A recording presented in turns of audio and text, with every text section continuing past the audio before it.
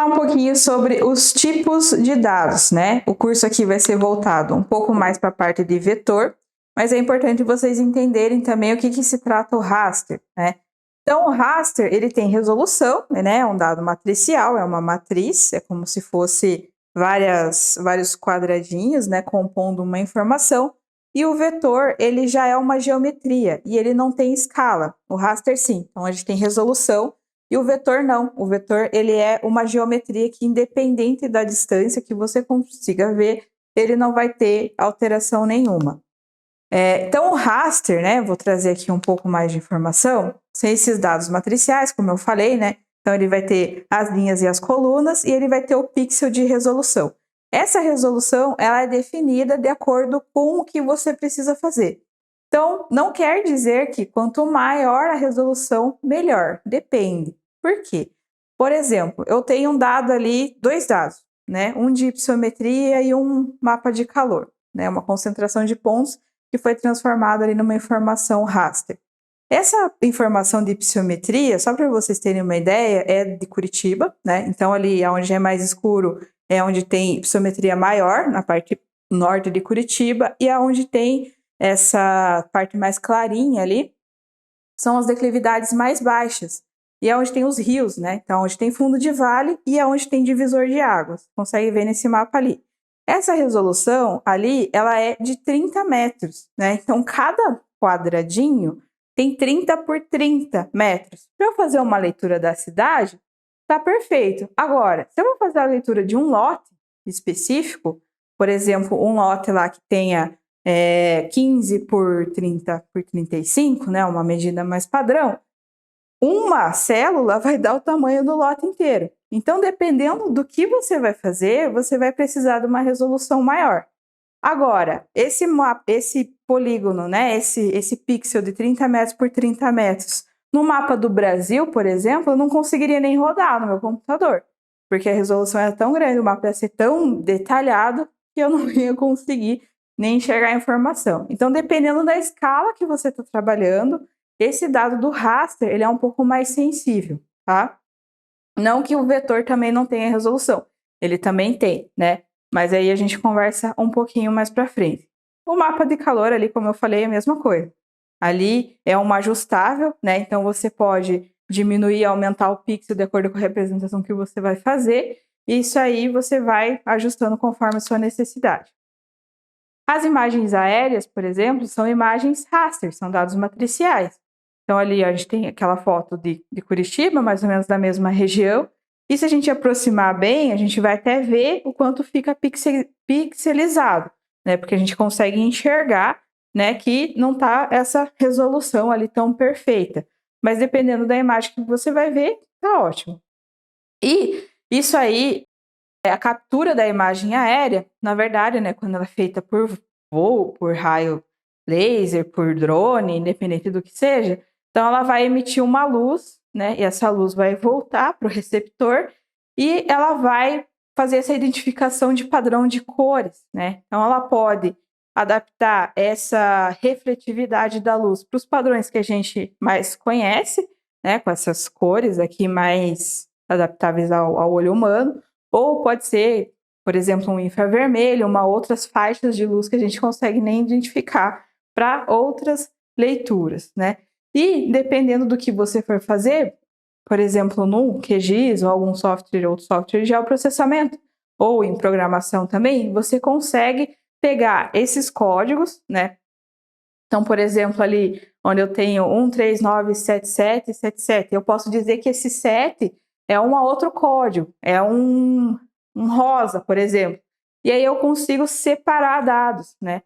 Então, se eu tenho uma padronização de qual que é a cor de um rio, qual que é a cor de uma vegetação, eu consigo fazer contagem volumétrica diária a partir do raster.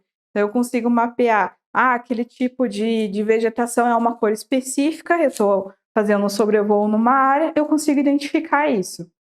Um exemplo, por exemplo, que aconteceu na pandemia, né, numa cidade lá, agora não me recordo, mas eu posso colocar aqui nas referências, foi um estudo que foi feito de telhado de casas, assim, né? Então, eles calculavam qual eram as casas na época da pandemia, com menor qualidade de material.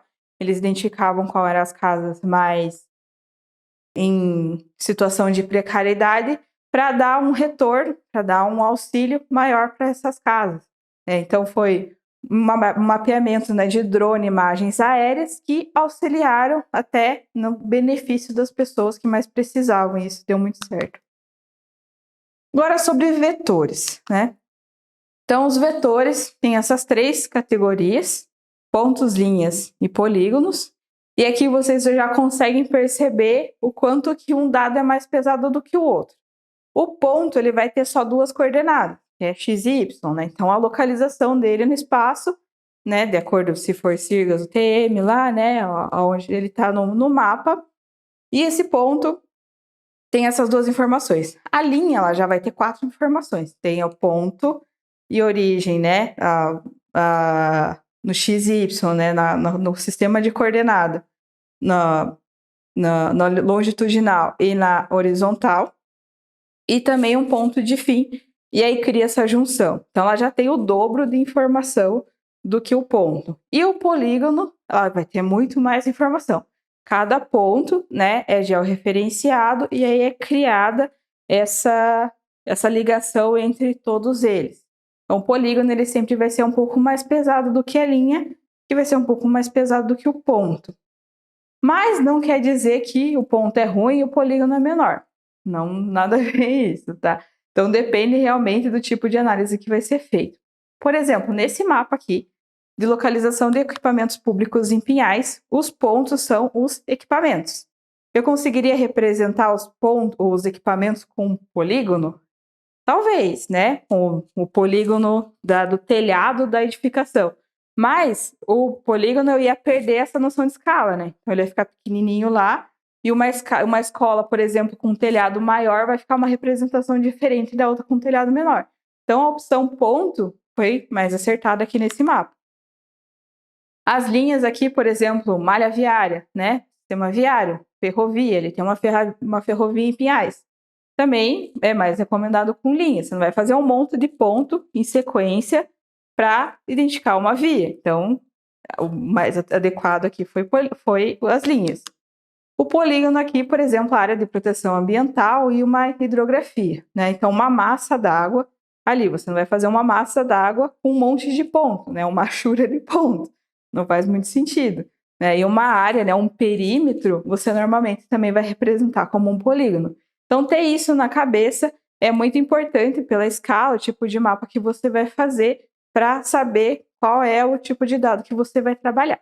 Então, os pontos têm vários tipos de representação, como eu já mostrei aqui, pode ser no mapa de calor, ele pode também se transformar em polígono, e tem algumas básicas ali, né, umas default, que a gente chama assim, né, ali no QGIS, e aí você pode configurar o recheinho do ponto, o contorno do ponto, você pode colocar um ícone personalizado também, eu vou ensinar isso a fazer aqui na aula, né, pode ser um triângulo, pode ser N forma que você quiser, pode ter efeito, pode ter sombra, tem muitas representações que podem ser feitas.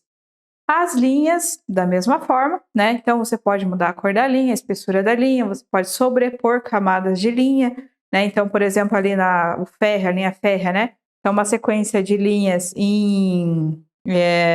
na vertical e uma de fundo na horizontal. Então, você consegue alterar esses padrões, espessuras, né? Fundo, a cor de baixo, a cor de cima, a sombra. Por exemplo, até essa representação ali daquele mapa da sintaxe espacial é uma representação de linha com cores. Os polígonos são que você consegue brincar mais, vamos dizer assim, né? Porque tem muitas opções de recheio ali, de fill, né? De conteúdo da parte do meio ali do polígono e o contorno. Então, pode ser sombreado, pode ser em achura, né? Então, às vezes a pessoa confunde um polígono de achura com linhas, mas não é, né? Então, esse padrão, você consegue configurar o espaçamento, a espessura da linha, a espessura do contorno. Por exemplo, ali, esse polígono no IBGE, uma coisa que eu faço é deixar só a cor do recheio sem o contorno, porque o contorno às vezes distrai muito ali na representação. Uma dica aí que já ficou para vocês.